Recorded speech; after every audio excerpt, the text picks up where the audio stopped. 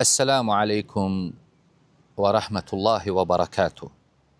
Məlum məsələdir ki, insan həyatda çox şeylərə məruz qalır.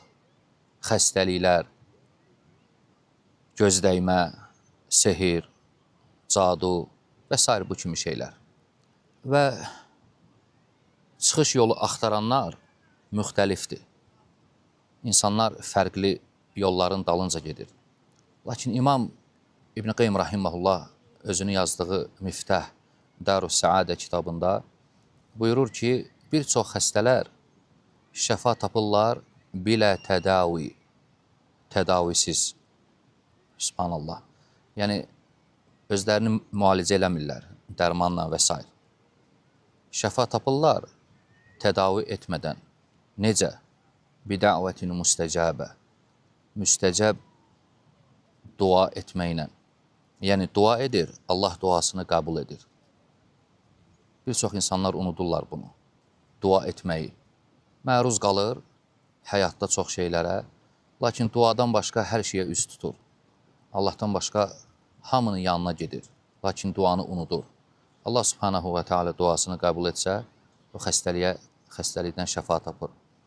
Və faydalı ruqyə. İkinci bunu deyir. İnsan özünü ruqyə etməyi unudur. Faydalı ruqyə.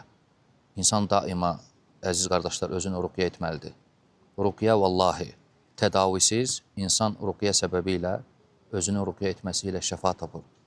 Bura bütün xəstəliklərə aiddir. İstər qəlbi xəstəliyi, istər bədəni xəstəliyi. Və gözəl təvəkkül, qəlbin güclü olması, belə də deyir. Xəstə insan zəif olmamalıdır, qəlbi güclü olmalıdır. Və Rəbbinə, Allaha, subhanahu və teala gözəl şəkildə təvəkkül etməlidir. İbn Qeym Rahiməhullah deyir ki, insan gözəl təvəkkülü ilə, Allahu Akbar, gözəl təvəkkülü ilə tədavisiz şəfa tapır. Vallahi bu cürdə deyir. Ona görə Allaha dua etmək lazımdır, ruqyə etmək lazımdır, insan özünü ruqyə eləsin və qəlbini güclü saxlasın və Allaha gözəl şəkildə təvəkkül etsin. İnsan bilsə ki, kimdir Allah, kimə təvəkkül edir, haqqına təvəkkül etsə, başa düşüb təvəkkül etsə, bütün işlərini ona etimad etsə, Allaha həvalə etsə, təvəkkül budur. Vallahi o tədavisiz şəfa tapacaq. Allah subhanahu və teala ona şəfa verəcək. Lakin biz çox insanlar bu şeylərdən qafildilər. Allah subhanahu və teala dinləyənlər və baxanlar üçün faydalı etsin.